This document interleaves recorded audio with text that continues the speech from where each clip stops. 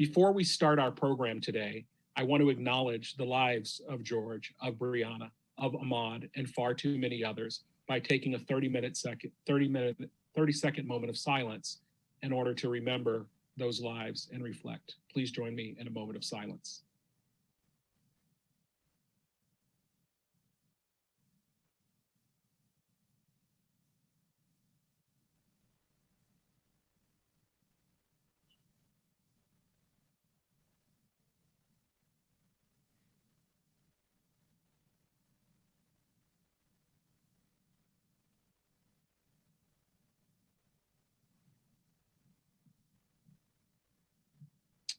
Thank you. We speak their names, we hold them in our heart, and it is with their memories that we move ahead in action. It is now my pleasure to start where we should always start, with the future, with a young man that I had the pleasure to meet when we were at the My Brother's Keeper Ohio conference, where there is an incredible statewide network of My Brother's Keeper in Ohio. This young man, Playon Patrick, blew us away with his incredible words. Playon graduated from Fort Hays High School in Columbus, Ohio in May, class of 2020. He was a straight A student, member of the National Honor Society, and a student council. Patrick will attend The Ohio State University in the fall and plans to major in criminal justice and criminology. It is my pleasure to introduce this brilliant, bright young man, our future, Playon Patrick. Hello, ladies and gentlemen. My name is Playon Patrick. I am 18 years old and plan to attend The Ohio State University. And this is 2020 Quarantine Killings. And they ask, how do Black boys write about their city? How do we know street if we don't know uncracked sidewalk? They ask, how do these Black boys know anything about their city? How the buildings are sitting on corners where brothers' bodies are still learning how to rot. There are small crosses placed in the grass where families cannot afford to bury their loved ones. Reminds my brothers and I that we are early graves before we are anything else. We call those corners playgrounds. We call those corners the killing fields. We call our bodies bullets. Even if we were never aimed in the right direction, we call the remnants of our mother's family in the diaspora tree. We make a catalog of prayers out of broken hands. We pray for our family tree to make its way back home to this soil. We use our hands to dig the graves we cannot afford. We are farmers of broken Black bodies. We have never known city, never known comfort, never known safe street in any city. We use our feet to walk streets paved by sunlight and ask our shadows if they meant to choose this skin. We make a catalyst of bodies, our dinner menu, and we eat with our eyes closed. We are fed lies so easily it tastes like medicine, always conflicted between being Black and being people. I wish God could have given us a choice. For years, we have been told that there is something we need to scrub off this body, as if this dirt could go away. Working in the field make you realize how easily Black can cook in the sun, how easily we turn on each other for a little slice of the pie. We don't know this city, how it was built with our grandmother's authentic hands, how we couldn't have gotten a house or a bed when it was first built, when it was first settled, when it was first taken from the Indians, when our gods believed in the same beginning. We don't know home. We know how generations of our people could use these legs, could run miles on end into the night, our faces bedazzled with the remnants of the stars.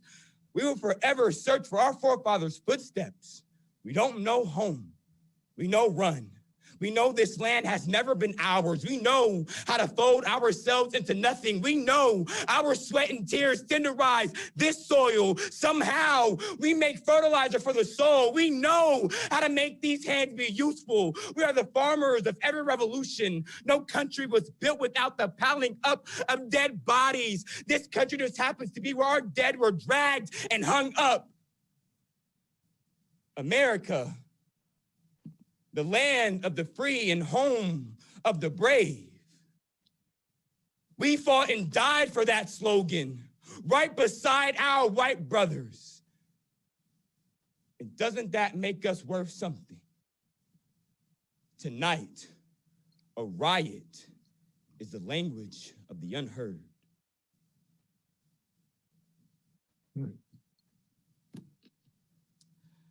I want to take a second to thank the MBK Village and the Obama Foundation for giving me such a great opportunity to continue to spread the message.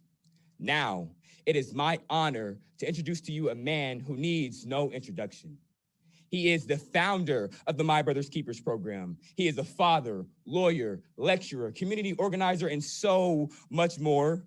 Born and raised in Honolulu, Hawaii, he is the man who changed America forever. It is none other than the 44th president of the United States of America, President Barack Obama. Man, thank you. Man, that was unbelievable. And we could not be prouder. And you are a hard act to follow. So, I can't wait to see all the great things that you're going to be doing in the future. Good afternoon, everybody. All the participants, all the panelists. Let me start by just acknowledging that we have seen in the last several weeks, last few months, the kinds of epic changes and events in our country that are as profound as anything that I've seen in my lifetime. And I'm now a lot older than Playon. I'm going to be 59 soon. And let me begin by acknowledging that although all of us have been feeling pain, uncertainty, disruption, some folks have been feeling it more than others. Most of all, the pain that's been experienced by the families of George and Brianna and Ahmaud and Tony and Sean and too many others to mention, those that we thought about during that moment of silence. And to those families who've been directly affected by tragedy, please know that Michelle and I and the nation grieve with you, hold you in our prayers. We're committed to the fight of creating a more just nation in memory of your sons and daughters. And we can't forget that even as we're confronting the particular acts of violence that led to those losses, our nation and the world is still in the midst of a global pandemic that's exposed the vulnerabilities of our healthcare system, but also the disparate treatment and, as a consequence, the disparate impact that exists in our healthcare system, the unequal investment, the biases that have led to a disproportionate number of infections and loss of life in communities of color. So in a lot of ways, what has happened over the last several weeks is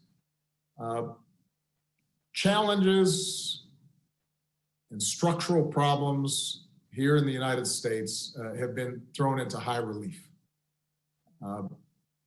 They're the outcomes not just of the immediate moments in time, but they're the result of a long history of slavery and Jim Crow and redlining and institutionalized racism that too often have been the plague, this original sin of our society.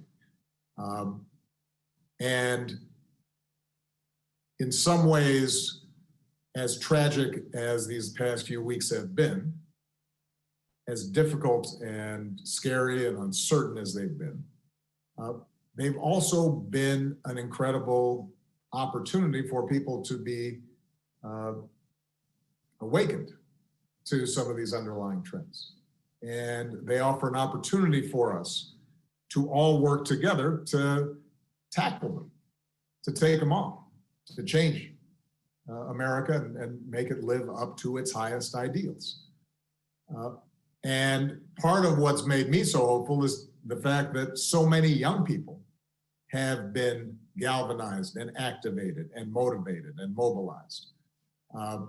because historically, so much of the progress that we've made in our society has been because of young people. Dr. King was a young man when he got involved.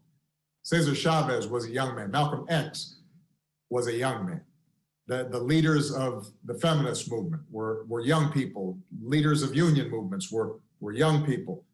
The leaders of the environmental movement in this country and the movement to make sure that the LGBT community finally had a voice and was represented were young people. And so when sometimes I feel despair, I just see what's happening with young people all across the country and the talent and the voice and the sophistication that they're displaying. And it makes me feel optimistic.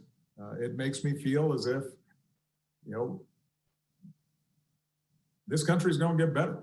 Now, I want to speak directly to the young men and women of color in this country, who, as Playon just so eloquently described, have witnessed too much violence and too much death. And too often, some of that violence has come from folks who were supposed to be serving and protecting you. I want you to know that you matter. I want you to know that your lives matter, that your dreams matter. And when I go home and I look at the faces of my daughters, Sasha and Malia, and I look at my nephews and nieces, I see limitless potential that deserves to flourish and thrive. And you should be able to learn and make mistakes and live a life of joy without having to worry about what's going to happen when you walk to the store or go for a jog or are driving down the street or looking at some birds in a park. And so I hope that you also feel hopeful, even as you may feel angry, because you have the power to make things better, and you have helped to make the entire country feel as if this is something that's got to change. You've communicated a sense of urgency that is as powerful and as transformative as anything that I've seen in recent years.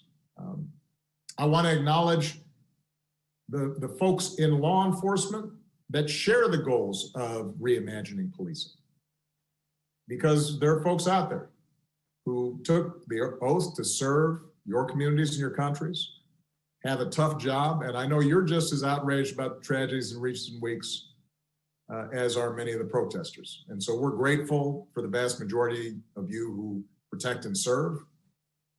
I've been heartened to see those in law enforcement who've recognized, let me march along with these protesters. Let me stand side by side and recognize that I want to be part of the solution.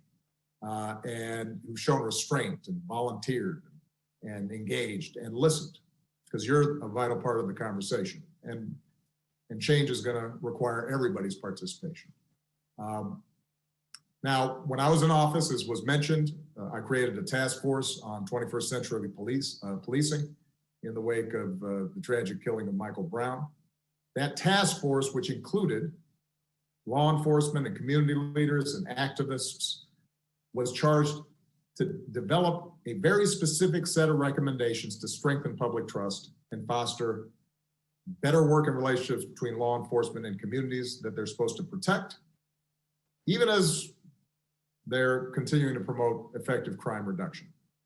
And that report showcased a range of solutions and strategies that were proven and that were based on data and research to improve community policing and collect better data and reporting and identify and do something about implicit bias in how police were trained and reforms to use the force that police deploy in ways that increase safety rather than precipitate tragedy.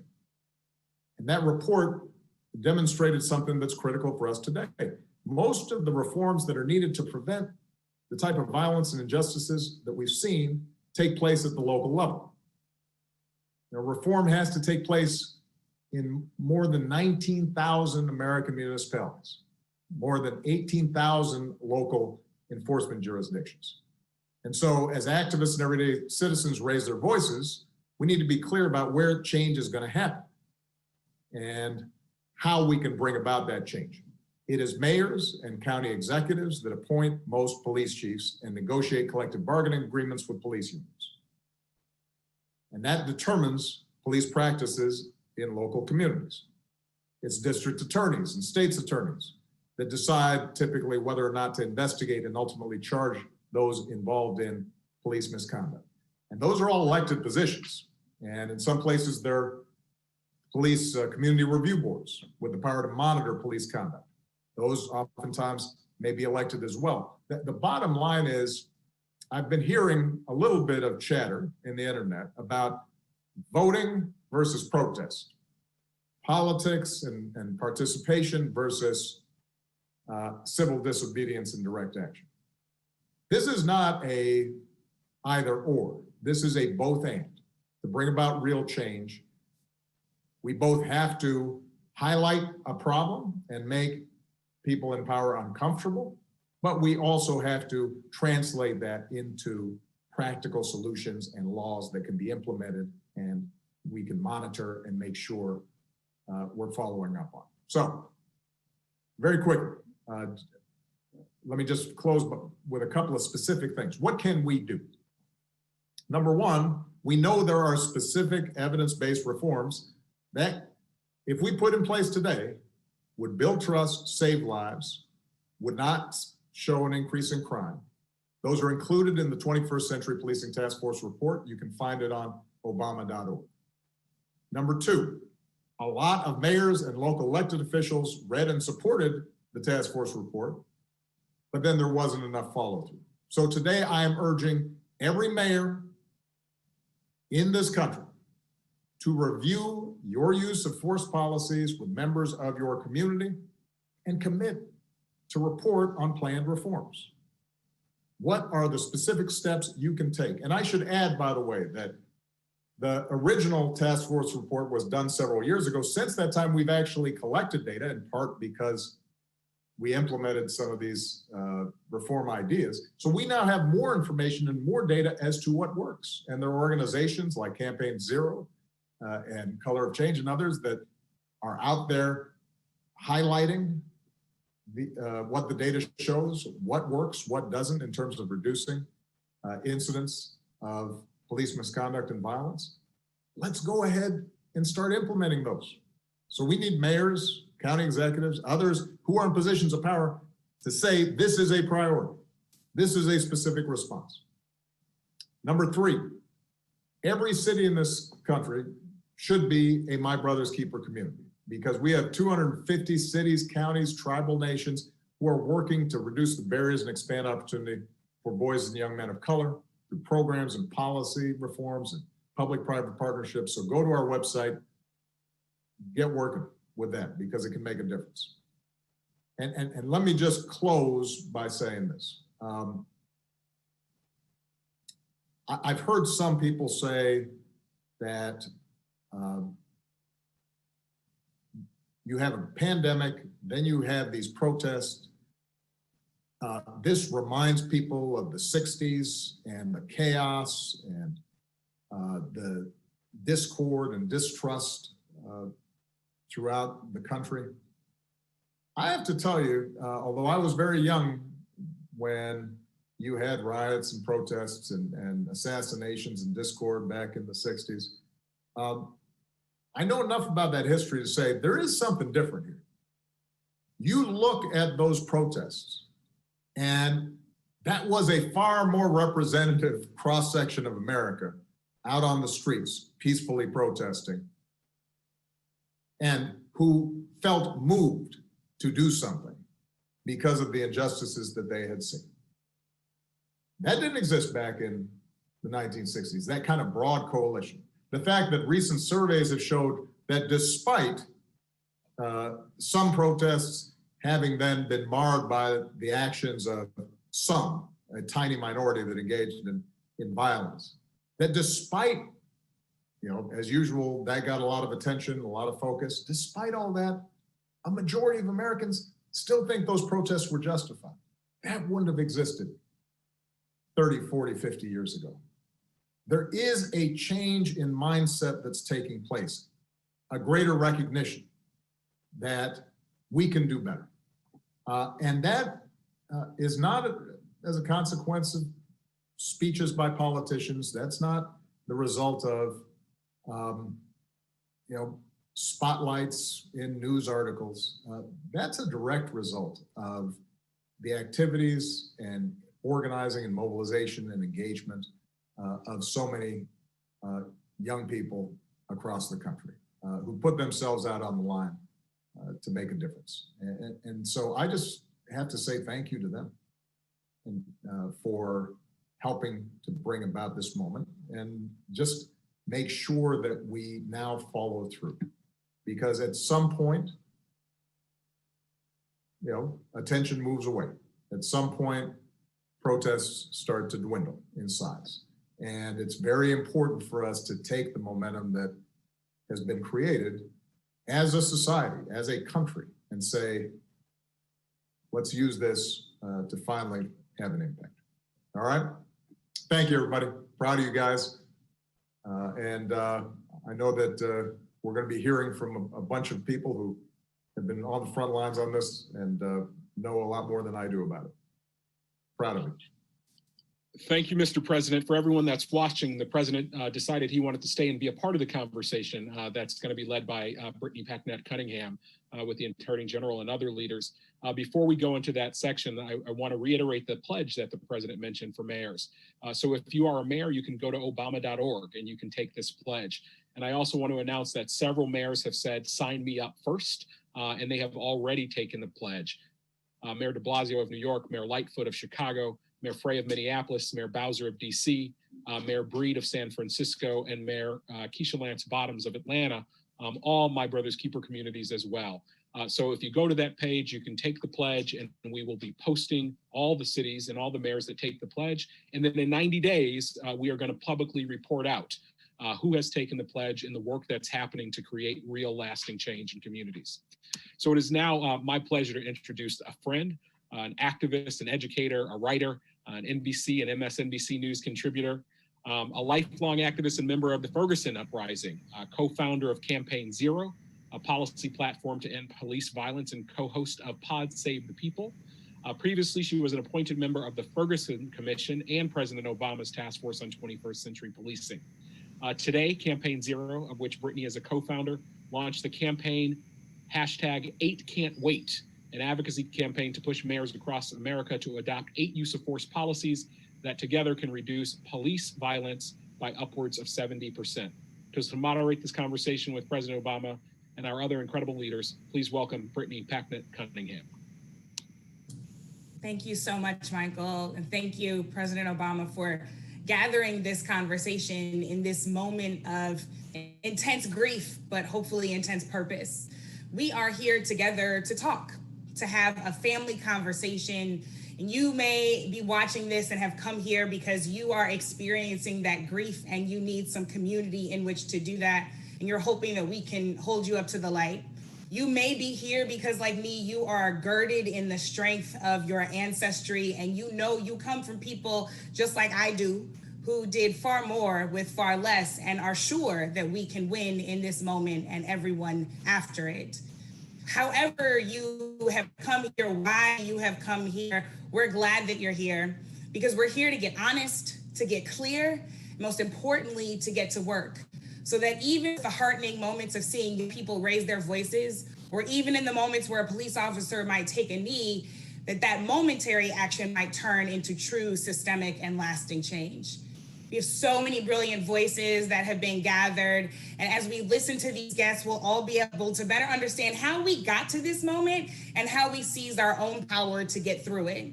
Before we get started, like Michael, I want to make sure to lift up the names of the people who brought us here, because it wasn't just the former president, though we're deeply grateful. It was George Floyd, a father in Minneapolis. It was Breonna Taylor, a life-saving EMT on the front lines in Louisville. It was Sean Reed, a friend and a brother in Indianapolis. It was Tony McDade, a Black trans man who loved life in Tallahassee, Florida. And though it wasn't from an officer's bullet, we are having this conversation, of course, in the shadow of Ahmaud Arbery, a son from Georgia, and Nina Pop and Ayanna Dior, two Black trans women who were killed by systemic hatred that comes against intersectionally marginalized people in this country every single day. Frankly, there are too many names to list because, as the president has already said, we have been at this, unfortunately, for a long time. So that means that there is indeed work to do, and now we're going to get to do it. So, Attorney General Holder, I actually want to start with you. I was raised always to be an activist. So frankly, if you ask my mom, this is the only life I've ever known. But I came into the work specifically of fighting against the scourge of police violence as it relates especially to systemic racism in 2014, when Mike Brown was killed in Ferguson, Missouri, just a few minutes from my own home. And you came to Ferguson. And as you know, there were thousands, literally thousands of brave and mighty protesters, just like the ones we're seeing outside right now. Those protests and organizers were on the ground, leading for change and making the entire world pay attention. I want to know what you learned from those grassroots activists. What have you carried from those conversations in Ferguson with you through to the work that you did then and that you're doing now? Yeah, well, it's good to see you again. And thank you, President Obama, for convening us here today. You know, I remember back in 2014, I remember meeting with the president. We were on vacation and talking about whether or not I should go to Ferguson. It was a risky thing. Didn't know exactly how people would react to my presence, but we made the determination that I would go. And I think the thing that struck me the most was there were a few things that really got me. I mean, there were young people who were there and who were unbelievably impressive, who were in a lot of ways directing the actions that you saw on the streets. You saw a community that was in anguish, and there was a commonality with regard to the things that they were concerned about. I was really struck by the fact that people consistently talked about the way in which people of color were unfairly treated by the criminal justice system. And there was a genuine desire by people to make things better. It wasn't all about just complaining. There was a genuine desire to work, to make things better.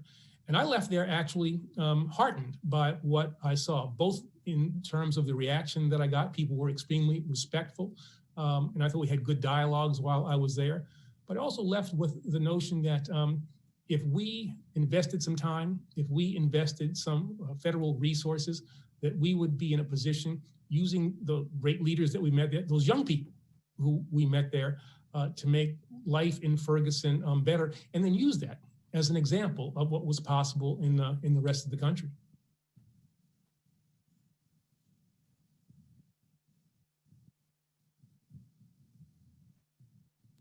So, as the president reminded us, this is not about an either or question, right?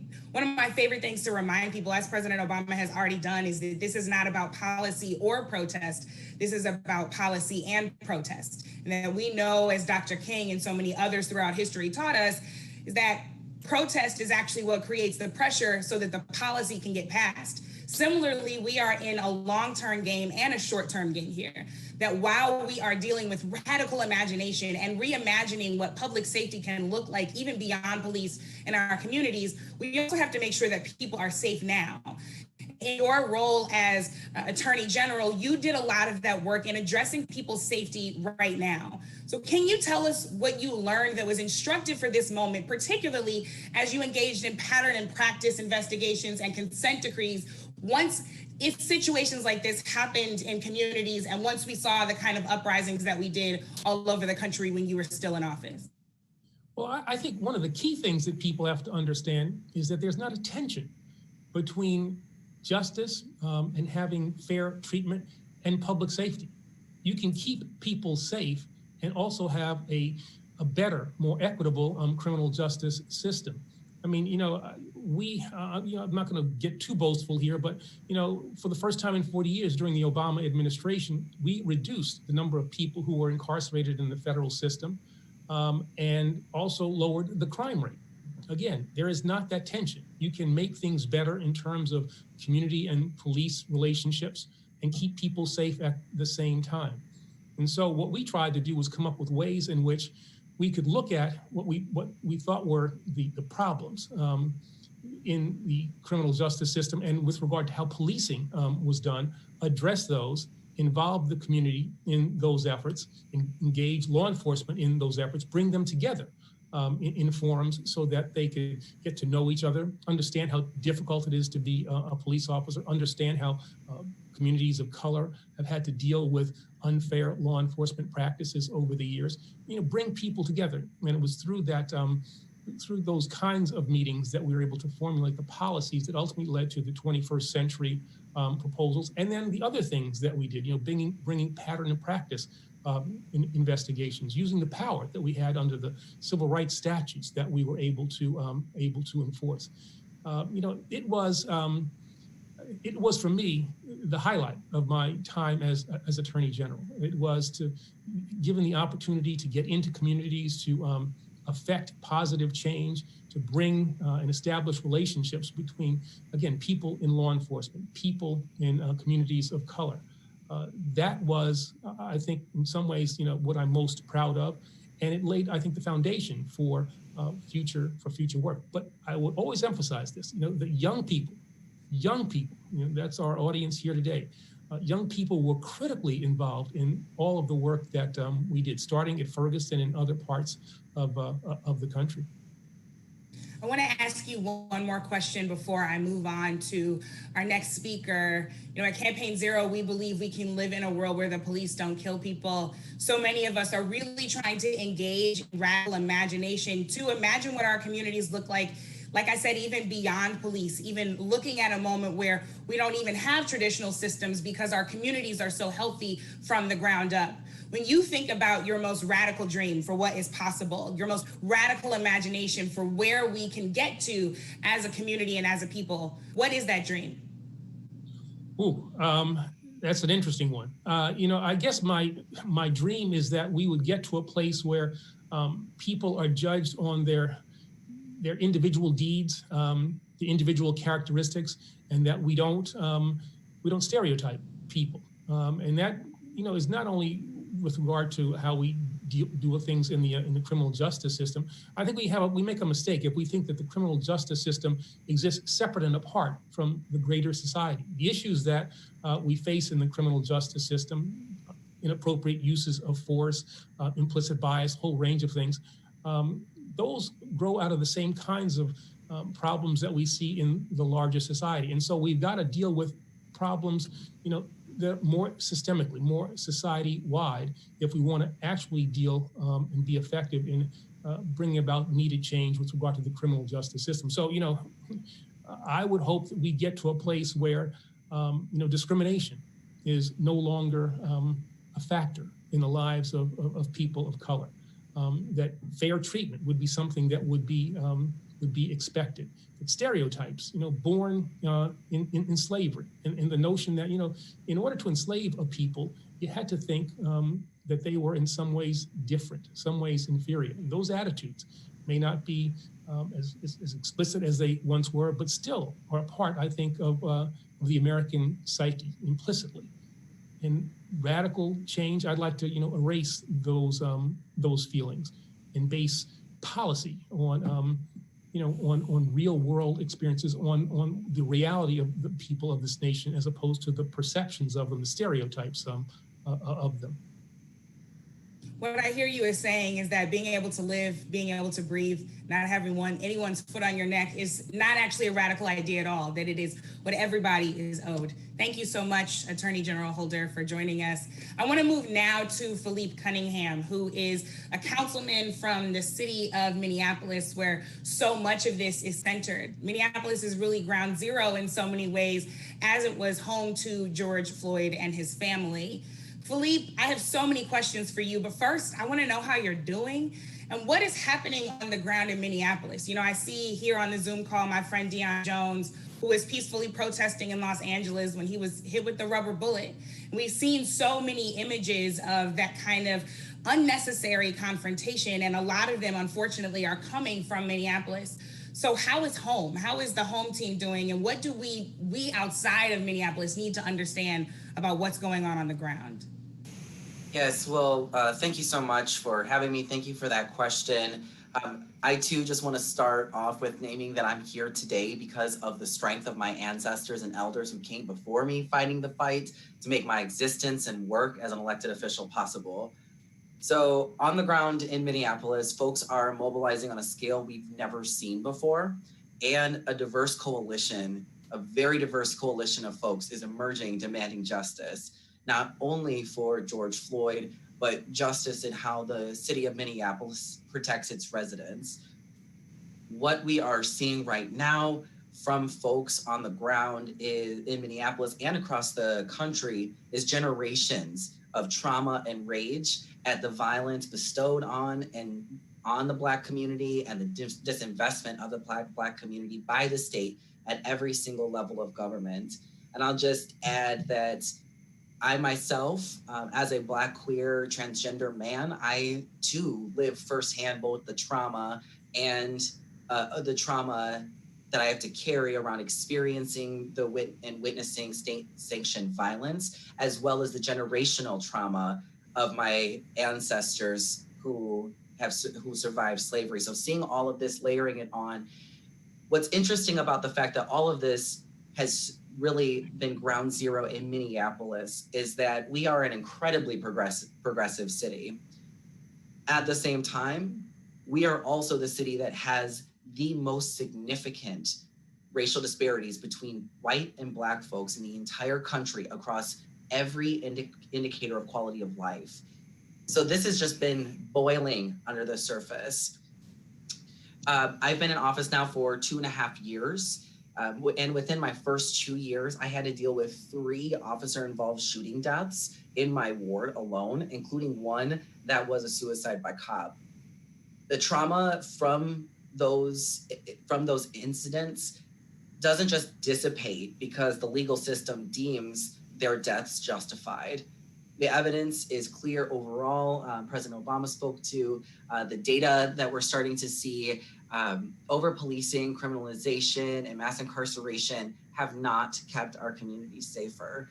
In fact, people getting caught in the criminal justice system further disenfranchises Black and brown folks, pushing us further to the margins of society due to criminal histories, thus triggering a cycle of involvement with crime in the criminal justice system that is often passed intergenerationally. So what we're seeing on the ground in Minneapolis is folks saying enough is enough. And our system is obviously broken, and it's time for a new system of public safety in our city. Over the years, we have heard from folks who believe that the solution is simply adding more police officers. And we've also heard from folks who are reformers who want to advocate for incremental change. But even those voices right now are waning because our whole city has seen for the past 3 nights that we have the ability to keep ourselves safe and our community safe. So you ask how I'm doing, I'll say I'm a little bit tired because I've been up all night with my community, organizing my community very closely with folks on the ground to post up patrol because Minneapolis Police Department nor the National Guard were showing up to protect our homes and our small businesses. We're seeing large scale protests, what folks are seeing on the media right now, the protests and riots in South Minneapolis, we see that. But in North Minneapolis, the historically Black community in Minneapolis, where I represent, we've been dealing with far right-wing and white supremacist groups terrorizing our community by burning down Black-owned businesses. So we've come together, protected our own community, and now it's time for us to systematize community-led safety strategies and make them sustainable. For so much that you said, and couldn't agree with you more on all of it. I want to hold space for the intersections of your identities and the ways that systems particularly impact you and other folks in your community, because that's such a critical part of the conversation and we cannot allow it to be erased. Secondly, I want to acknowledge and agree with everything that you said about the fact that we save us and we can continue to save us, that we can actually, as I've been saying, imagine this beyond our traditional systems and figure out how we protect one another and how we build up strong communities from the ground up, because we are more than capable no matter what anyone else says. So that's actually what I really want to ask you about, because as an elected official, you are playing a role in a traditional system, but you're also having radical imagination about what's possible. We know that budgets are moral documents, and we know that as we see some cities investing more in policing, they are divesting from housing and jobs and the things that keep people well and keep their needs met. So how are you thinking about the demands that are coming directly from grassroots activists and enacting the most imaginative and bold, even though, as we said earlier, they should just be the things that people receive? How are you thinking about enacting those things, and where does Minneapolis have to go to ensure that everybody there is not just living in a liberal city, but that they're living in an equitable city? That's right. Thank you for framing it that way. So when I talk about the work that needs to be done, what we have seen is that a lot of reform efforts that have been implemented, we had tremendous leadership from our former mayor, Minneapolis Mayor Betsy Hodges, who came into office unabashedly demanding major overhauls in the Minneapolis Police Department. She appointed the first woman police chief, who is also Native, and the first out LGBT police chief. Every officer was trained in procedural justice and anti-bias training. A community engagement team was created. Then she appointed our city's first Black police chief, Chief Arredondo, whose vision for what's possible for policing is inspiring and what we would all like to see for policing. But even with all of that work, many officers have been in all but open revolt against these efforts, with their grievances being aired by the Police Federation. So when we take a step back and look at the big picture about what does it mean to keep our community safe, we have to be thinking about it from a different frame, a different paradigm. We know that the system of policing is rooted, it's founded on and rooted in white supremacy, in a history of slave catching. And so as we're trying to do this work of reforming police culture and the institution of policing overall, we have to get serious about investing in new alternative systems of public safety that are rooted in justice and our community. We have a paradigm for this. It's the public health approach to public safety. So thinking about violence as a disease that spreads, as a contagious disease, it spreads interpersonally and it spreads intergenerationally. And so there are evidence-based strategies.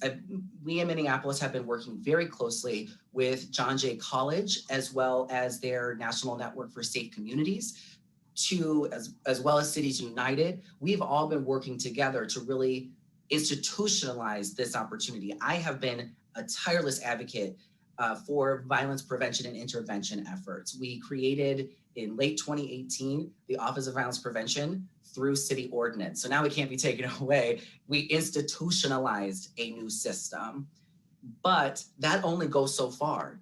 We need money to go into that. And that's where the budget as a moral document comes in.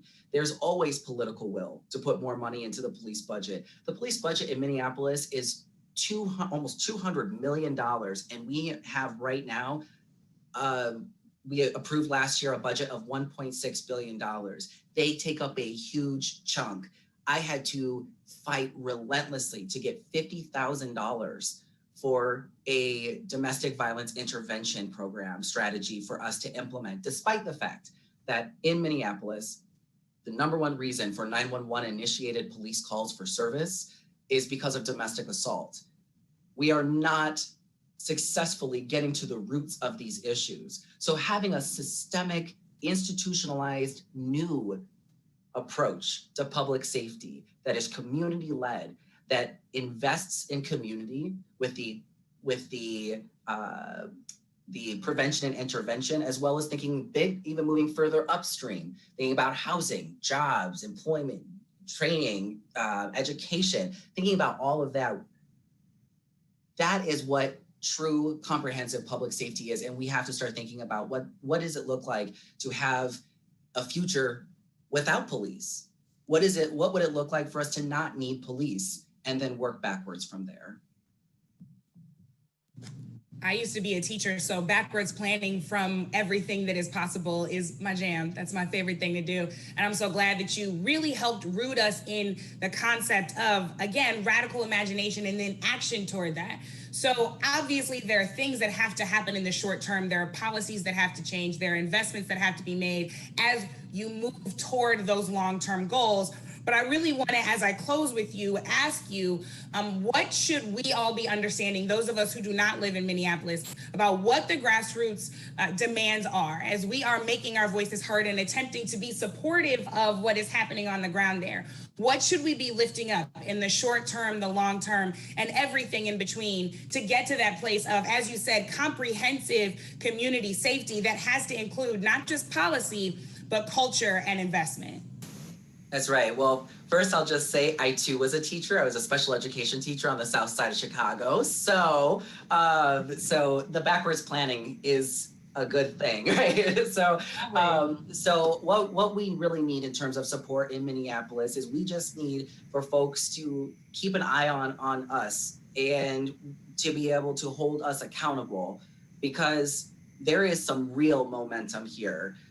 Like I said, we've heard, since I've been in office, I've heard from so many folks who are just like, the way we solve this problem is by just adding more police. If we just add more police, that will solve the problem. Or if we implement these specific reforms, body cams, diversifying the police department, anti-bias training, those sort of reforms, then we'll see the outcomes. But we really need to dig even deeper into it. And what we're seeing is a groundswell of demands for the city of Minneapolis to defund the police. That's what we're seeing right now. These folks are the ones who are transformation oriented.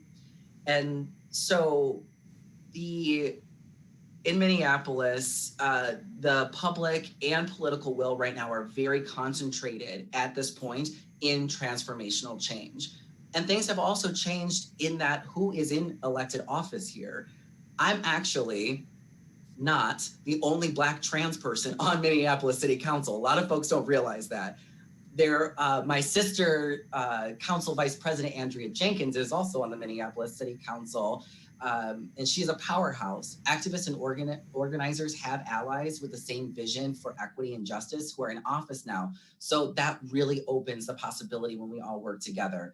So I would say that we're starting to dive into it. The state's Minnesota Department of Human Rights has opened an investigation into the police department for the last 10 years for systemic racial discrimination. So I would say what we need right now is for folks outside of Minneapolis to keep an eye on what's going on, and also to invest in the folks, the organizations who are on the ground, who have been doing this work for years and years, and to also push folks on the ground here, communities, to make their voices heard. That is one of the biggest things, is that I hear the most from the folks who just simply want more police. I have been labeled soft on crime because of the fact that I advocate for a comprehensive approach to public safety. So we need folks who believe in transformational change and what community safety can look like and how to get there. We need for folks' voices to be heard.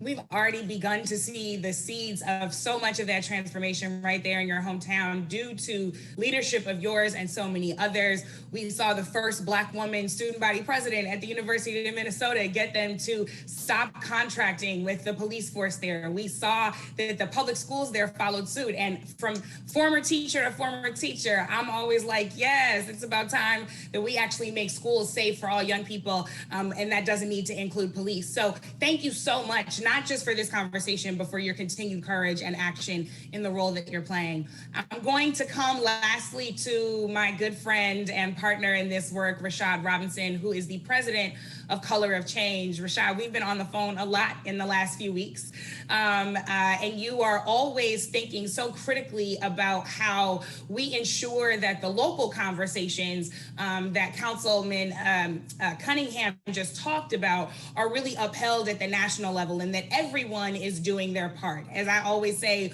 we don't have saviors, we build teams, and that's how we get the work done in community. And that's exactly the work that Color of Change does. It gives all of us an opportunity to be on the team. So how are you thinking about making sure that people understand what their role is on the team? What are the spectrum of demands that you are seeing coming from your members at Color of Change and that you all are exploring and pushing as you do this work? Well, thank you. First of all, thank you, Brittany, for that question. Thank you, President Obama and Attorney General Holder. And it's actually great to be on this conversation and to be back doing work with my brother's keeper. What I will say is a couple of things. You know, over the last 8 months, just alone, over 5 million people have taken action with Color of Change, raising their voices online, signing petitions, making phone calls, showing up to rallies. And that's important, right? Because what we want to be able to do is translate the presence of this moment into the ability to actually change the rules. And sometimes those are the written rules of policy, and other times those are the unwritten rules of culture. And I want to talk about both, about why both of those things are critically important in this moment and why we have to channel strategic action to actually get things done. No individual alone is going to work to change systemic racism in all the ways that it impacts our society. Racism is like water pouring over a floor with holes in it. It will find the cracks. And so we constantly need to figure out how are we shoring up the systems that will have cracks in them and building new systems for the future. And so on the written rule side, we are very much focused on how do you give people in that moment something clear to do, pushing for justice when justice needs to be served, but recognizing that we've got to move people up a ladder of engagement because none of the families simply want justice for their own family. They recognize that the long-term rules need to change. And when it comes to policing, there is so much that happens at the local level that we have to pay attention to. The other speakers talked about it. And so we need to be focusing that energy on local policy, pushing to change local practice. And the difference between policy and practice is sometimes we change the laws, but we also have to change the people who implement those laws. And then we think about the work at the federal level. And we've got to change all of the ways in which money from the federal level incentivizes and disincentivizes certain types of action. And part of what we try to do at Color of Change is point people at those strategic things to do, building sort of the energy and helping to describe for people how to do it. You know, a couple of years ago, in the height of the work to challenge police violence, we came up against district attorneys and state's attorneys that we simply did not have the ability to move. We would show up, it didn't matter if we had 10 petitions or 10,000 petitions or 100,000 petitions. They were not nervous about disappointing our community. And so we recognized we had to help the community better understand the role of district attorneys. We had to build more energy because district attorneys could operate without public pressure. These are executive level positions that can have a large amount, the sort of most powerful actors in the criminal justice space. So we built the only searchable national database of prosecutors in the country called winningjustice.org. We worked with folks in Hollywood like Common to develop an animated video that describes the role of district attorneys for everyday people so people can understand how district attorneys operate. We worked across the movement to get folks from big organizations to local grassroots organizations aligned around 6 clear demands that we could take to get people talking about treating kids as kids, reducing and ending the use of money bail, increasing transparency. All of these things are critically important to sort of winning justice long-term, right? We have to change the role of prosecutors, and we have to change what the public expects from prosecutors. We have to change the way that the public thinks about criminal justice. And that kind of leads me to the cultural conversation. Because for the last 20 years, basically, kind of with a couple of blips here and there, violent crime has steadily went down in our country. But according to Pew and everyone else, Americans think that violent crime is going up. And so we have a deep gap between perception and reality. And that makes it much harder when we are trying to do those critical things that the councilman talked about in terms of reducing police budgets, in terms of actually ensuring that we're investing in education and mental health and jobs and all the things that we know that communities that have reduced the need for law enforcement, they don't need as many police. And so because the public has been inundated with images that makes us believe that violent crime is right around the window, right around the door, we've had to build a program. And through our work at changehollywood.org, through our efforts, we worked with USC to do a whole study of crime TV shows. And now we're working in writers' rooms to push and change the content and the storytelling. So one of the things that we looked at was all of these crime TV shows that are covered in cities like Chicago and New York, very diverse on air. And then you look at the writers' rooms, and all the writers' rooms are all white, folks with no sort of connection to the community, no skin in the game on sort of the impact of the images that they're portraying, constantly putting sort of black faces on the criminal justice system, a sort of magical world where black and brown people exist, but racism doesn't. And we have to really work to sort of change that. And part of that activism is the work that we have to do, because if we're gonna get to the place where the narrative changes enough for us to achieve the type of policy changes that are needed, we have to change the story. And I wanna say that far too often we tell a story about Black communities being vulnerable. And we'll say things like Black communities are vulnerable when Black communities have been under attack. Black communities have been targeted. Black communities have had a history of being fleeced, of being underinvested. And all of those things are not about being vulnerable. Those are things about being on the chopping block. And so when we work to change that story, we can accomplish so much more. I have one very brief question for you, because I know we have to wrap up now. People keep asking me this question, so I want to ask you, and maybe you can give me some tips. Is this moment a game changer? We've been in this work for a while now. Many people have been in it for even longer than us. But is this moment a seismic shift in what's possible where we see ourselves right now? You know, I think it's a great question, because I think that we want fast food. We want things that are quick, and we want things that are easy. And progress and justice is not easy, right? The thing about inflection points is that they present the possibility for huge leaps forward, or they actually present the real threat for us to go backwards. And I think what we all have to recognize is that a lot of things actually have changed over the last several years. White people in a Starbucks take out their cell phone and are filming a police interaction that they don't actually, that they recognize is wrong, because a movement has built the sort of mental model to train them. A major financial company, when they create consequences for an employee that does something racist in a park, uses the word racism in their statement in a way that we probably wouldn't have imagined them doing. That doesn't mean we give institutions too much credit, but we recognize what we have won along the way, and the way in which we have shifted what our demands can be. We've shifted what can be possible. And so I want folks to think that we have been the game changer. The game has continued to change. And the deep level of pushback that we can continue to get from forces is an absolute result of the power that our movement is building. Make no mistake, it doesn't mean that progress is a straight line. But I want folks who are coming into this movement to not come into this movement thinking that they've got to fix a movement, but that they've got to put on their armor and join us. They've got to follow the institutions that have been driving and making so much change. And then they've got to add their creativity and their interest to what we are doing. But we have been winning. And so much of the reaction to what we are seeing is a result of the progress that I believe we are making. Precisely. The pushback wouldn't be so great if the progress wasn't real. We are the game changer. Rashad, thank you so much.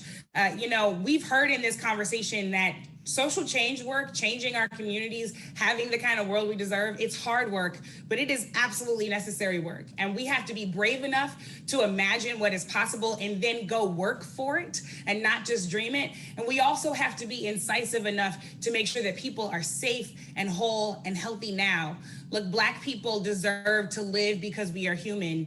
And Black people deserve much more from America for lots of reasons, but in part because we often save it from itself. We know for sure that we don't just deserve to survive, we deserve to thrive. That means we need justice. And as Dr. Cornel West says, justice is what love looks like in public. So let's go make sure that love is living out loud in public. Mr. President, I see your face. I've seen that face many times before in our meetings. I know you are itching to ask a question. So I will close and hand it off to you. Well, listen, I've just been enjoying hearing all the wisdom that's been spread by so many others. I want to first of all give Eric Holder his props as Attorney General. He rebuilt a civil rights division within the Justice Department and was consistently on the ground, working with communities, listening to communities, and coming up with practical solutions to try to make things better. And I couldn't be prouder of him. Blown away by Philippe and all the good work that he's doing. Rashad has been a consistent warrior for change. He was part of the conversations we had after Ferguson. And Brittany, I think you're all that. So as I listen, I am feeling once again inspired. And what has particularly inspired me is the degree to which folks are thinking strategically, practically, at a very detailed level about where are the places where you can make change and what are the practical solutions backed up by research, backed up by data, backed up by experience that allows us to create a set of communities that are safe and just, safe and fair, safe and non-discriminatory, and that is possible. And I think that one of the things that has been raised is the fact that we don't have the capacity to eradicate 400 years of racism in one fell swoop. So if we think that this is a seismic shift, I hope people don't feel like, well, nothing's going to happen once we figure this out. As I've been known to quote Dr. King, I've said frequently, the arc of the moral universe is long, but it bends towards justice. We bend it. All of you have bent it over the last 4, 5, 6, 10 years. And we are seeing the fruits of those labors in the degree of awareness that is out there. Look, think about some of the people who have unequivocally spoken out against what happened in Minneapolis. I mean, you have, I just saw Jim Harbaugh, sorry, I know we got, the Ohio State contingent here, but you got Jim Harbaugh, the coach of Michigan football, marching today. That's not something that was happening 5, 6 years ago, although Jim I know, and he's been on the right side of this issue for quite some time. You have unlikely participants because all of you have worked so hard to raise awareness. That's the progress that has been made. It doesn't mean everything's been solved. The only question I think maybe might be worthwhile for me to throw out there, even though I've read enough of the literature to have a pretty good sense of what the answer is going to be. Brittany, you mentioned that Campaign Zero has put forward 8 Can't Wait. We've talked about the 21st Century Task Force report. It'd be useful maybe to just tick off very quickly. What are the 8 things that are the 8 that Campaign Zero is promoting? Because for a lot of people who are watching, they may be surprised that some of these things are practical and could be implemented quickly. I know just one off the top of my head that I know we can all focus on because it's been so painfully real these last few weeks. Chokeholds and strangleholds, just saying that's not what we do. You don't need that in order to effectively restrain someone. So give me what are the 8 in executive summary form so people can hear what these specific things are. Got you. So I didn't know the first question would come to me, but the 8 things are banning chokeholds and strangleholds, requiring de-escalation first, requiring a warning before pulling out a weapon, exhausting all alternatives for those actions, a duty of other officers to intervene. So officers can't just stand there and watch injustice happen. Banning shooting at moving vehicles. We know that keeps police and everyday citizens safe. Establishing a use of force continuum and requiring all force to be reported. And I want to be really clear. Together, those 8 things can reduce police violence by upwards of 70%. That does not stand in competition with what Philippe just walked us through. Because we know that these things can happen immediately without any executive order or act of Congress, all we need is a mayor to have the political will and courage to stand up and say, those 8 can't wait, and I will go and change the use of force standard tonight, let alone tomorrow. So do that now, and then continue to work with your community, because we will continue to keep up the pressure, I can promise you that, to make sure that we are getting to those comprehensive public safety solutions that are community-based and community-oriented and far beyond anything that we're experiencing right now that Philippe just walked us through. These don't stand in competition with imagination. These are a necessary step immediately to keep people safe as we do the hard work of making sure we get to what's. That's great. And let me just point out, in my opening remarks, I mentioned sometimes this tension is posed between political participation and protest. Philippe's an example of why you have to participate politically, because if you are on the streets protesting and making demands, having somebody on the city council who can follow up and respond and advocate and deal with pushback and is in the room when budgets are made and is advising mayors on how they're going to negotiate the next collective bargaining contract with the police union. You need those folks in order to ultimately deliver the goods. I'm constantly mindful of the fact that this is not an either or thing, and there's so many ways, all of which are necessary to make a difference. When Rashad talked about the cultural element of this, Dr. King, this may be apocryphal, but I think somebody mentioned to him, just having an anti-discrimination bill, an anti-lynching bill, that's not going to change hearts and minds. He says, no, it won't, but it'll maybe stop me from getting lynched, and that's important too. Now, so laws are important. On the other hand, the narrative and the stories and telling people, here, see me, I'm human, here's my pain. This is somebody's son, this is somebody's uncle.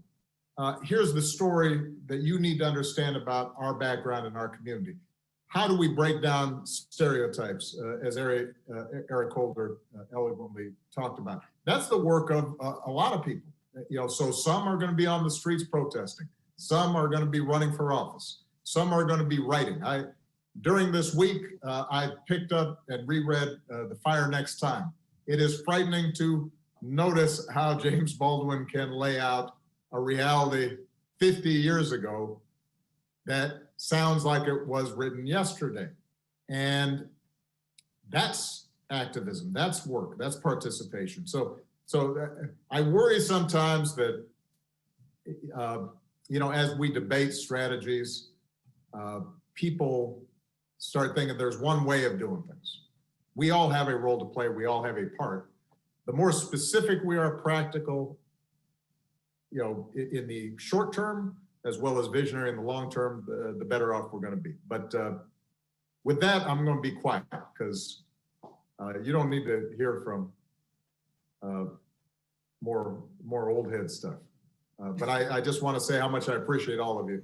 And Michael, I'm assuming that the conversation is going to continue. Yes, sir. Let me go ahead and jump in and thank Brittany for the masterful moderation and for all the wisdom and hard work that was on display. I'm now going to turn it over to our Deputy Director for Network and Partnerships at My Brother's Keeper Alliance, Nicole Fields, who's going to take a couple questions from our MBK communities. So not everyone watching has an opportunity to ask questions, but our MBK communities do. So that's another reason you should become an MBK community. So Nicole is going to pose a couple questions, but we will get you out of here by 6:30, everyone. We realize that we've been on for a while, but we will be sending resources afterwards. We've also created a Google group so we can continue this conversation there as well. So Nicole, let me bring you on to field those questions. Thank you, Michael. Thank you, Brittany. Thank you, President Obama. Really powerful conversation, tons of great questions. As Michael mentioned, we can continue this conversation. So if we don't get to your question, do not worry. We can continue this conversation in our Google group. I'm going to take the first question from our young people. Play on Patrick asks, this question is directed at Councilman Cunningham. How have the media's portrayal of frequent violent riots in Minneapolis affected your efforts to promote the work of protesters, activists, and elected officials pushing towards a self-sustaining public safety system? Yes, thank you for that question, Playon. So, So the media's portrayal of hyper-focusing on the violent protests or the violence and the rioting happening during the protest really pulls away from what is actually happening. The real story of the trauma and the pain and the reason why folks are out on the ground doing the work, why we are traumatized as a community, why we are doing this work together. So the media is looking for a sensational story, and talking about the public health approach to public safety is not that sexy. So it's easier to be able to pick what's happening right now, make that newsworthy.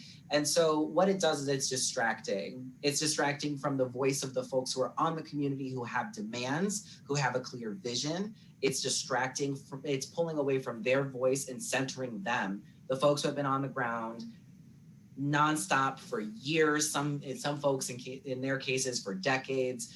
And so I want to make sure that I've been all over the media. I've been fortunate that folks have been reaching out all over the world, and I keep hammering home. Everybody wants to talk about the riots and the violence and everything that's happening, but I always redirect it back to it is possible for us to build alternative systems to public safety outside of policing. It requires political will, it requires investment, and we are already doing it and it works. And so trying to constantly bring it back to that is really what I think it's important, that we have messengers who have the platforms, the bully pulpits, as we say in politics, have those platforms to be able to speak that. We have to keep pushing it and not let media distract us from really the point, which is justice. Thank you, Councilmember. Great, well said. The next question actually was asked, a few folks asked the same exact question, and I think any one of our panelists can take this. What advice can you give to mayors to honor protesters' demands for more police accountability and less brutal and racist practices while supporting their police force and maintaining broad public confidence? Folks have been asking, how do we change these accountability measures while also confronting police unions who have invested in our elected officials? I'm going to take a stab at something just because I think it's illustrative. It doesn't answer the entire question. When I was in the state legislature, back in Illinois, we passed one of the first, if not the first, laws dealing with racial profiling in traffic stops. And there was no way to get that passed without support of the FOP, the Fraternal Order of Police, the primary organization of the police unions. And the argument I was able to make to them was that police officers are going to be safer if there is greater trust and less tension, that they will be able to do their jobs better if they have data that has been collected, that is clear, and police chiefs are going to be able to manage their forces more effectively. They will be less distracted by things that don't require an armed response, and they can refocus attention in ways that are good for them as well as the community. And it took a long time to make that argument, and I'm sure that there are rank and file members who didn't believe it. But in fact, after we passed it, we started being able to collect data on that issue. And we were able to get them to go along. Now, how responsive the police union is going to be in any circumstance, it's going to go city by city. And it's not easy. But I guess the point I am making, and Eric Holder, if he's still on, may want to chime in on this. I do think there is police leadership that recognizes the need for change. But changing culture is hard. And sometimes the dynamics within the unions themselves are difficult. And, and sometimes there's that sense of we need to close ranks even though we know some things are messed up. And so finding ways to listen and recognize that they have a tough job, but also then insist that this is what we need to do. We're going to do it. We'll work with you to figure out how to do it. So when Brittany talked about the 8 can't wait, you should have a dialogue to find out what specific things are a problem with not having to choke somebody, particularly when they're already in handcuffs. What is it that you think is a problem? When you force people to articulate what it is that they object to with reasonable demands of the sort that have been outlined, a lot of times they come up empty. But you have to engage in that conversation. And I think that it's possible to get that done. At the end of the day, though, if you don't have the political pressure to do it, they will resist. Just because the status quo always resists without some pressure. And that's why it's so important, both for the protests and for the follow-up that people like Councilman Cunningham can apply. Great. Thank you, President Obama. Next question, I'm going to take 2 more. This question is coming from Dr. Jim Bostic in Yonkers, New York. First, he thanks our panelists and says his question is, how do we effectively integrate the generational differences in age and history often see develop between our younger generation and those of us who have been in this fight for many decades in such a way that we respect each other's ideas and approaches to dealing with institutional racism in our respective communities and not diminish the role and the will of either? So I'm going to say I'm going to have to call it here. This will have to be the last question, and I'm going to ask one of our panelists to take that and try to give us a 90-second response. While you're thinking of your response, I just want to say how grateful we are for Dr. Jim Bostic. Yonkers is one of our MBK impact communities that is doing extraordinary work on the ground in Yonkers and in the prison system in Yonkers as well. So who'd like to take that question with a quick response? Well, I'd say this, there is the need for young people to work with people like myself who have some years behind them. And the arrogance of youth cannot be the determinant. The arrogance of age can't be a determinant. There is wisdom through lived experience.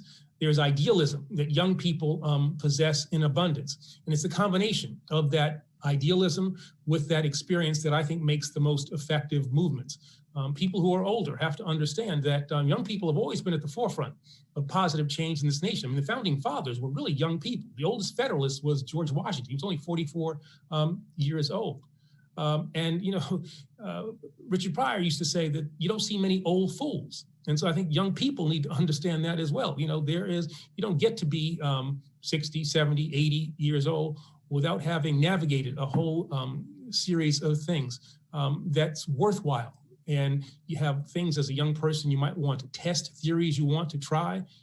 Older people can say, well, I've experienced this and this is why this theory is not going to work. So it is a combination of the two and a lack of arrogance on the part of both that ultimately can create a coalition that can be successful. Thank you, Mr. Attorney General. Mr. President, before we wrap up, any final words? No, just keep working and stay hopeful. As I said, this is a moment, and we've had moments like this before where people are paying attention.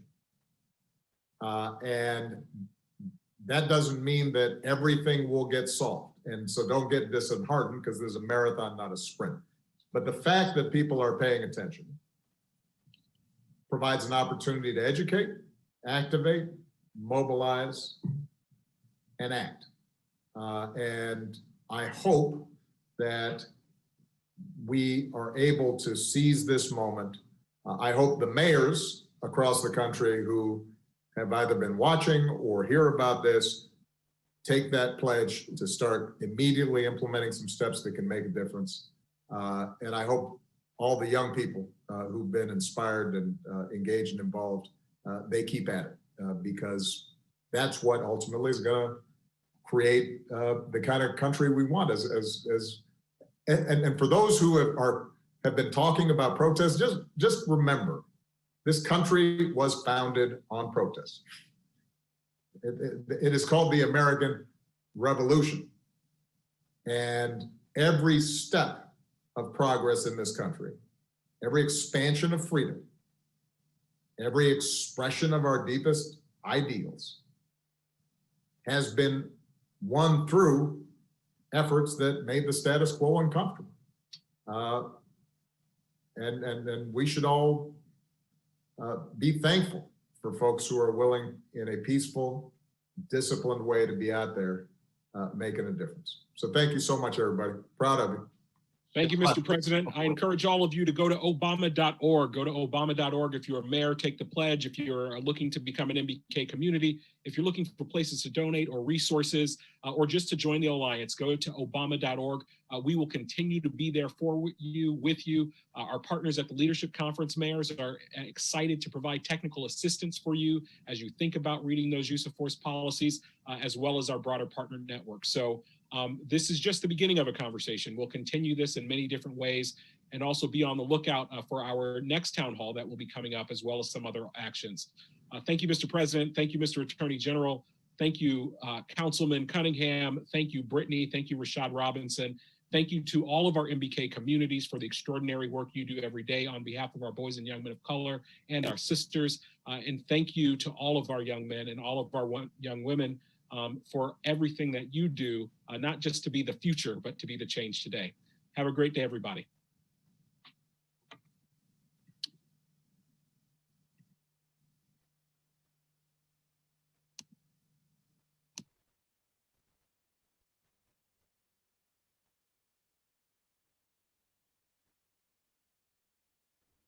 "4 years ago, in the East Room of the White House, we launched the My Brother's Keeper initiative.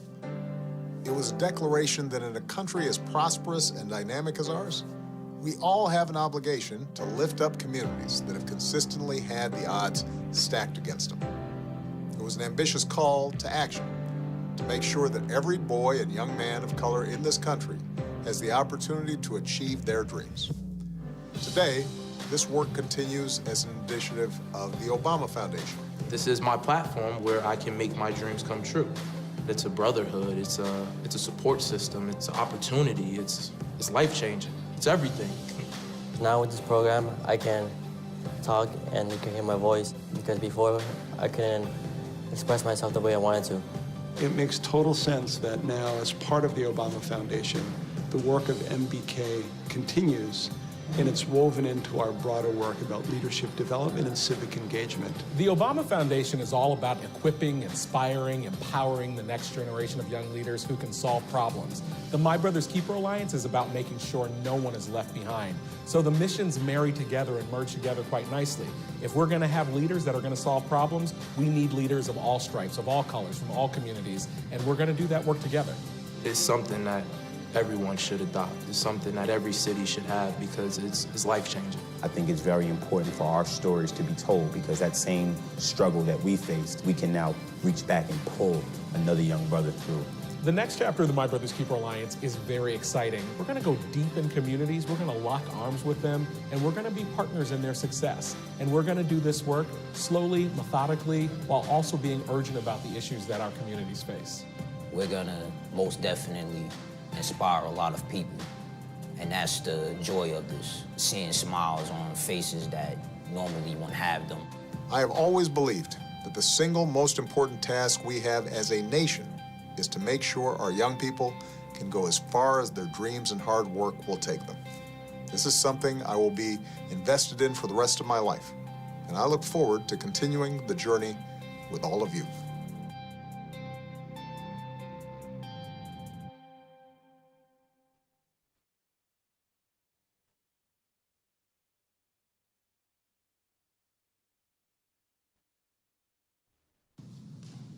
Good morning, everyone. Good morning. On behalf of the NBA Players Association, the NBA, and all the teams and NBA partners, I want to thank everyone for being here today. My journey to this spot and a career in the NBA at times felt unlikely. Not sure if you guys can tell, but I'm not the prototypical NBA player. Because of my size, I had to work twice as hard to divide the odds. But I learned early on that the harder I worked and the more people I had standing behind me, the brighter my future looked. With the My Brother's Keeper initiative, this is our opportunity to stand together as athletes, as parents, as mentors, and as leaders in our communities, to show our young men and boys of color with our action that we are behind them and that their success matters. For me, basketball was my journey, but for every one of me, there are thousands of proud, strong, successful Black and brown men out there, making their marks as doctors, businessmen, teachers, cops, and even politicians. They are succeeding professionally and working hard to build strong, loving families at home. My Brother's Keeper is about giving more of our boys and young men the support and encouragement that they need to build the lives they deserve, and I am so proud to be a part of it. With that, it is my esteemed honor to introduce the President of the United States, Barack Obama.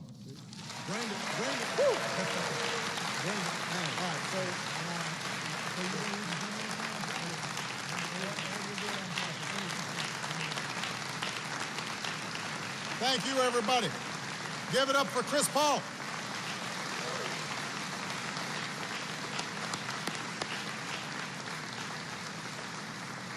Everybody have a seat. Chris was saying he was going to be nervous, but I'd seen all those State Farm ads, so I knew he could. I knew he could perform. Not to mention how he performs on the court. And I've gotten a chance to know Chris over the last several years and his family. And you know, he is just the kind of person that you want in a leadership position. We are very, very proud of him, and I'm so grateful that he agreed to participate in this. Hello, everybody. Hello. How y'all doing today? Doing good. It is good to be at Walker Jones.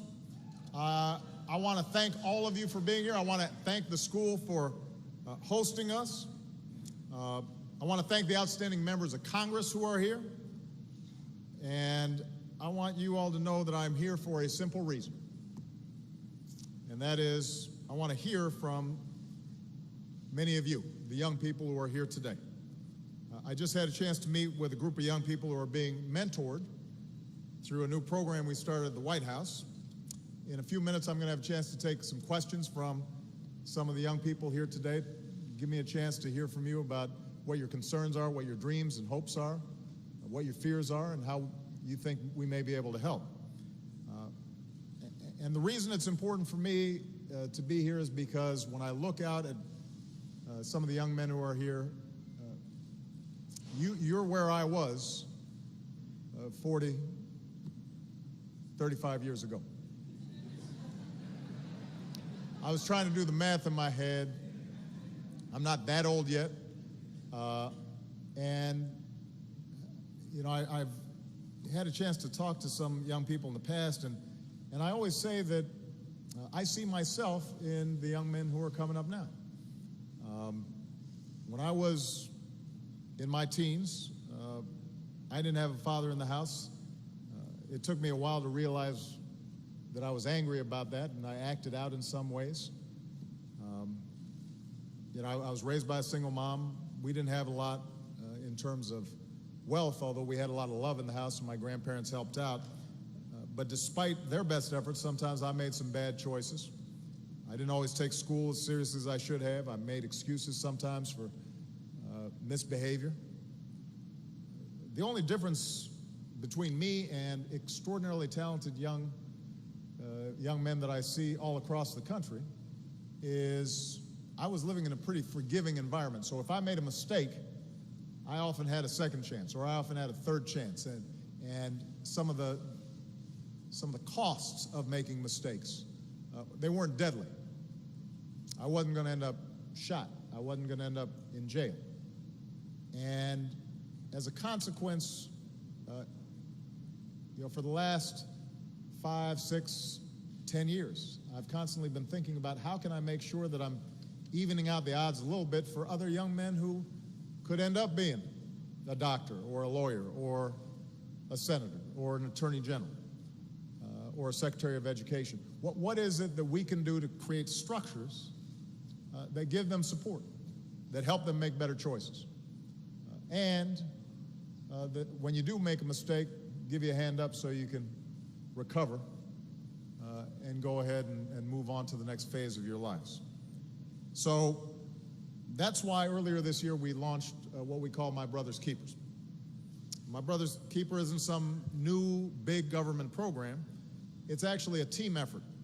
It's all about a whole bunch of folks, educators, business leaders, faith leaders, foundations, government, all working together to give boys and young men of color the tools that they need to succeed and make sure that every young person can reach their potential.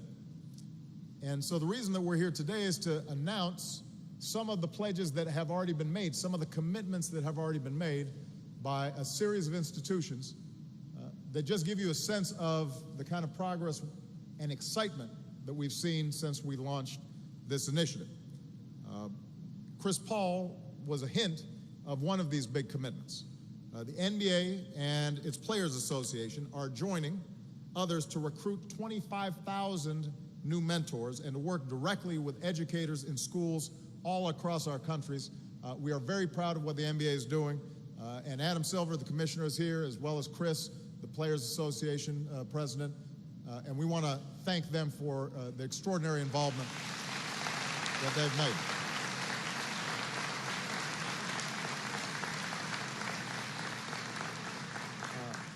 But it's not just the NBA that's already stepping up. Today we've got 60 of the country's largest school districts who are here today announcing new efforts to help boys and young men like you succeed. The Council of Great City Schools, these are some big city school superintendents, have done an extraordinary thing, pledging, making commitments to each other as well as their school districts and to their students and to parents that this is going to be a major focus for them, and we want to thank them for the great commitment that they are making.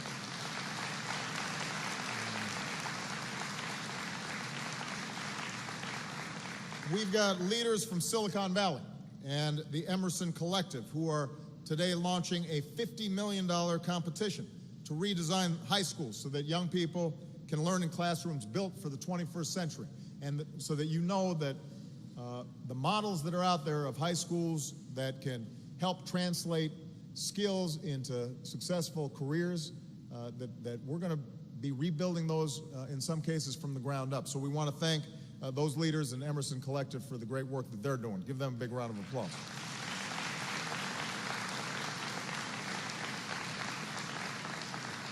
We've got a bipartisan group of mayors today who are going to bring the ideas behind My Brother's Keepers to their cities.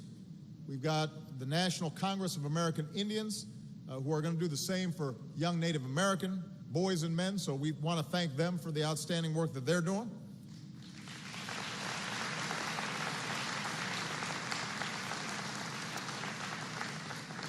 And we've got organizations and companies like the College Board and AT&T, UBS, JP Morgan, City Foundation, and Discovery Communications who are making big commitments of their own to help young people like you get ahead. So these are just a few of the businesses and organizations and cities that are stepping up today. I'm confident that more and more are going to be joining. One of the things that we've discovered, a pleasant surprise, has been how invested and excited the folks who we've talked to have been about this initiative. People recognize that America will succeed if we are investing in our young people. And we also know that we've got to make sure that boys and young men of color are part of that success. We will not succeed unless you succeed. And we are so proud of the commitments that have already been made, but we're also very confident that we're going to see a lot more commitments in the weeks and months to come. So thank you, everybody. And right now I want to take some questions. But first of all, give all the folks who are participating commitment, give them one last big round of applause. All right. So,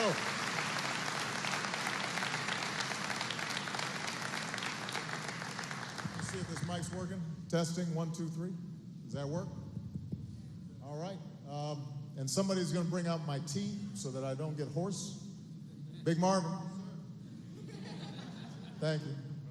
Marvin has the height for the NBA, but not the vertical.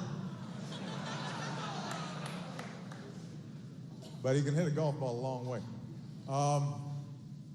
So who wants to start off? What young person's got a question or a comment? What I really want to do is just have a conversation, because part of what we want the mayors who are here and the business leaders who are here, we want to give them a chance to hear directly from you. And I know it's kind of a public event and everybody's looking all serious, but try to pretend like there are no cameras here and that I'm not the president. Yes, sir, this young man right here. But what we wanted you to do is stand up. We're going to bring a mic. I want you to introduce yourself, tell me where you're from, and then make your question or your comment. Good afternoon. I'm Jamal Fripp. I'm from Central Nia. My question is, did you set goals for yourself when you were younger? Well, did everybody hear the question? Did I set goals for myself when I was younger? Let me say, first of all, that I actually didn't set a lot of goals for myself when I was very young. When I got to be about your age, a lot of my goals revolved around basketball, which were probably misplaced goals because I did not have Chris Paul's talent. But as I got older, so by the time I got to be a junior or senior in high school, I realized that I did need to go to college, and that required me to buckle down a little bit.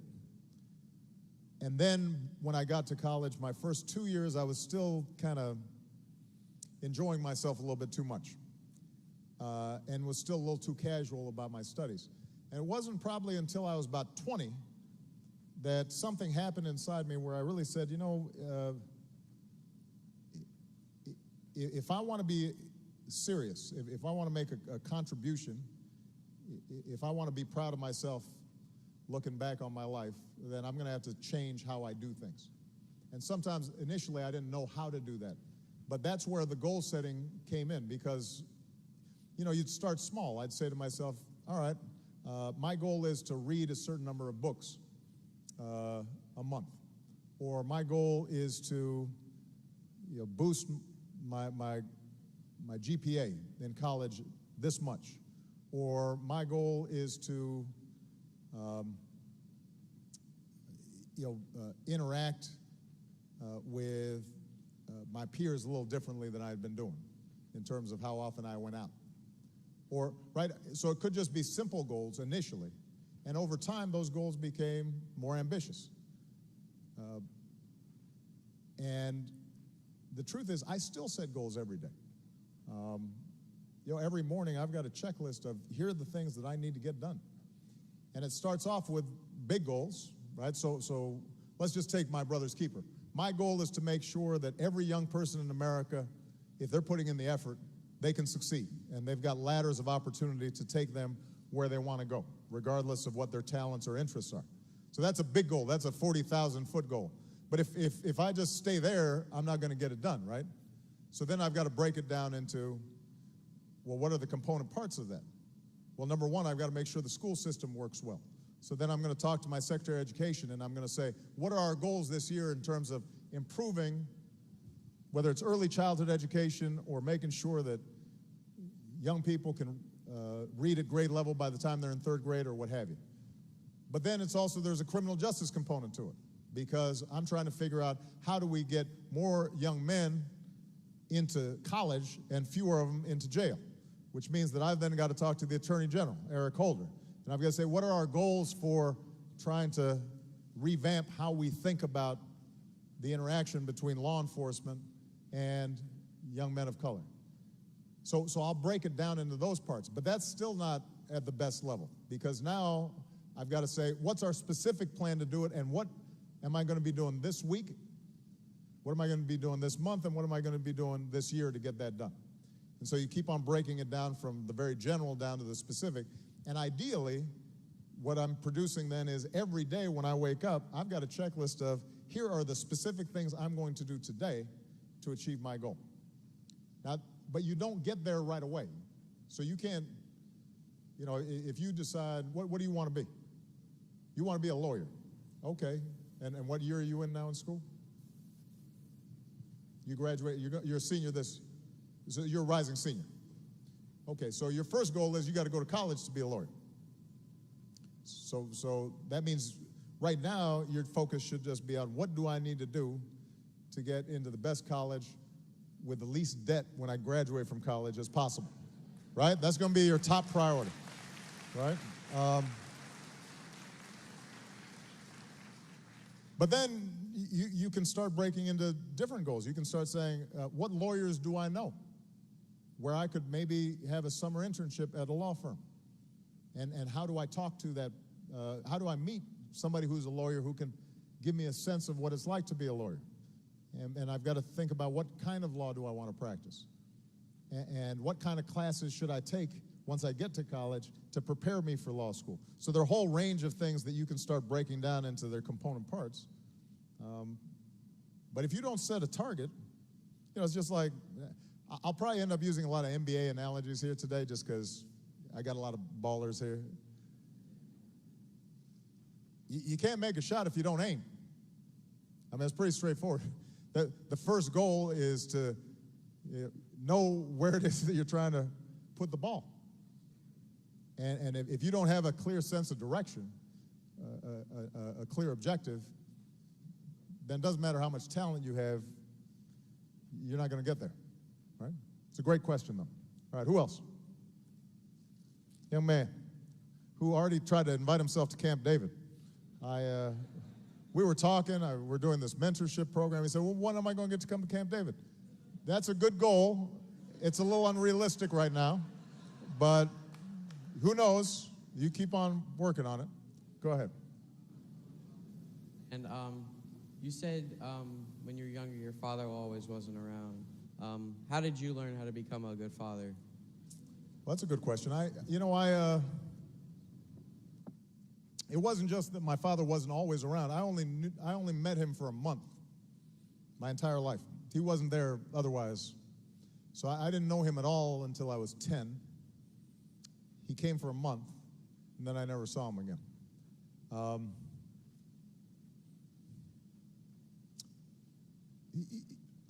But I had this mom who just loved me a lot. and I had grandparents who loved me a lot. And to all the heroic single moms out there, we appreciate you for what you accomplish and what you do.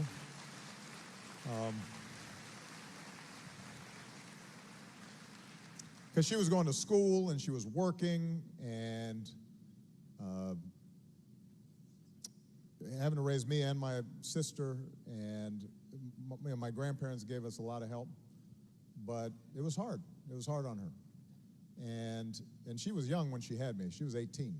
And now the other day I was in Minnesota and I saw a group of young teenage moms, and that was Minnesota superintendent of schools who just, and I just looked at him and I thought, well, you're just children. And I thought about my mother and how she ever managed that. It's unbelievable. But to your question, I think that two things happened. One is the values my mother taught me. I thought to myself, well, those are values that any parent should have.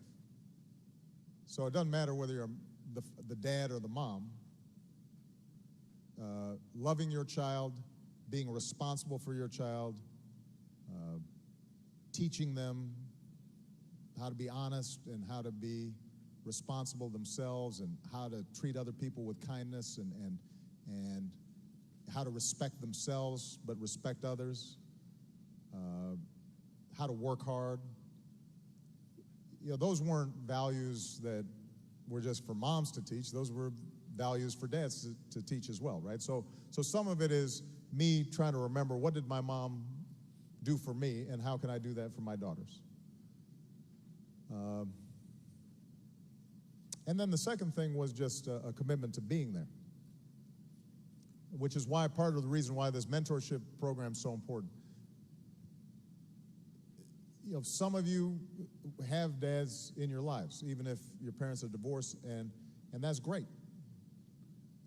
because it's hard to replace a dad, and fathers can make this an unbelievable contribution. For those who don't have that, having an adult in your life, and then for boys, especially an adult male in their lives, just to talk to and to have an interaction with and to kind of model off of, even if sometimes it's not that explicit, but you're kind of watching folks and seeing, all right, how do they carry themselves? How do they treat other people? That makes a difference.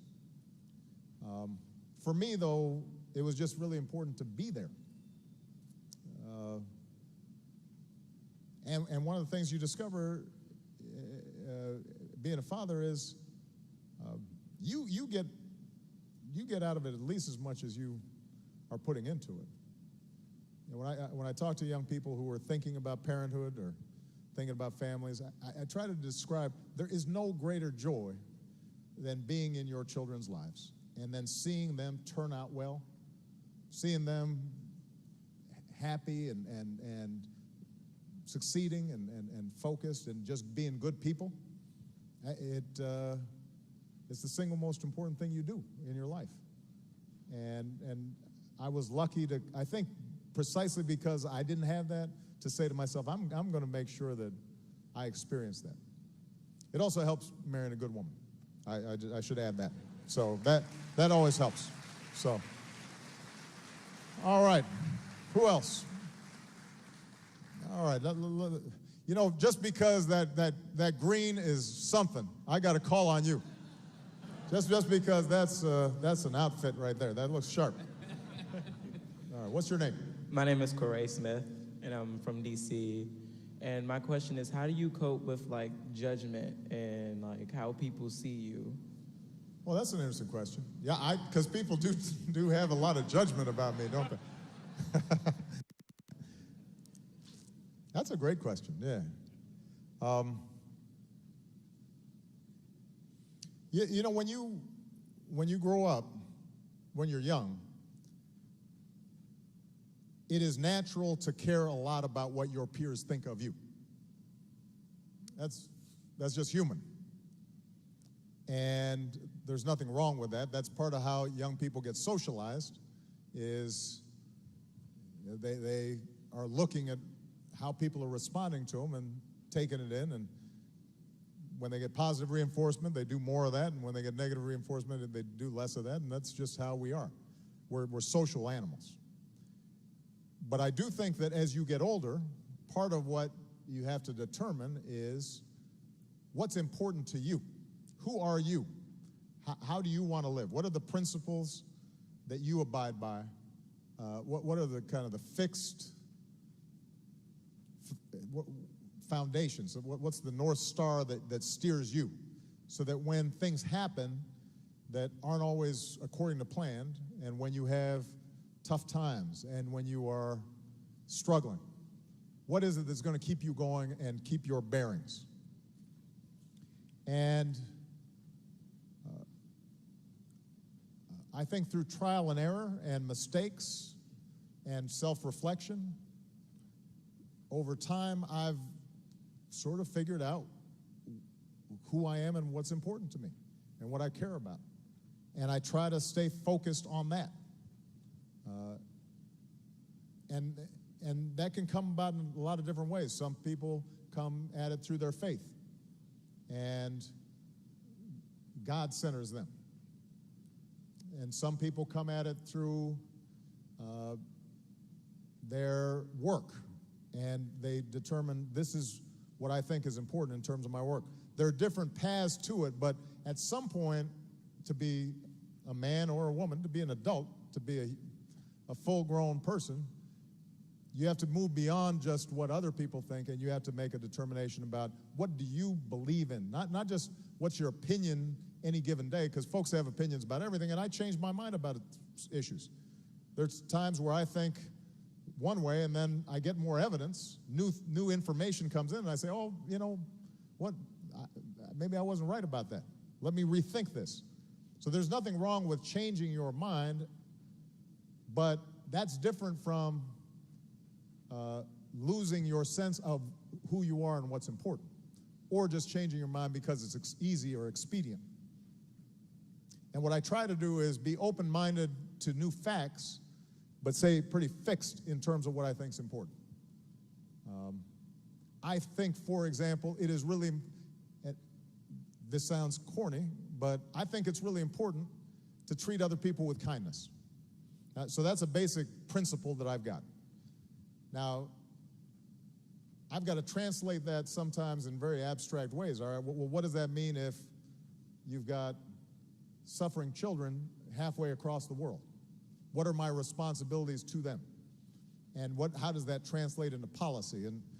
And sometimes I've got tough choices, because on the one hand, I may want to help those children. On the other hand, I've got a bunch of young people I need to help here. And if I want to help those children, I may need to then deal with bad people who are hurting those kids. But that may involve the United States in the kind of conflicts that ultimately hurt some of our young men and women who I might have to send there. So there are complexities to it. It's hard, but I don't lose track of the fact that I think treating somebody with kindness, that's a core value of mine. And then I just don't watch TV. That's the other thing.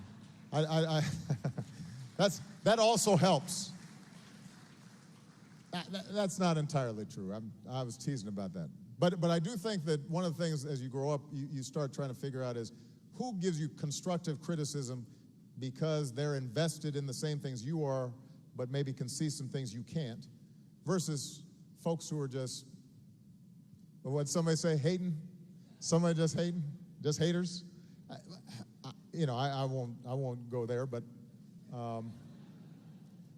people who maybe are providing less constructive criticism where I can't really use it because no matter what I do, there may be something else that they're criticizing. The object of it is not to advance a goal. And so one thing you should learn is if somebody's being constructive in their criticism, usually they're not criticizing you, they're criticizing your actions and what you do and are giving you something specific. So if a coach is coaching Chris and just says, you're a buster, you can't play, that's not constructive criticism.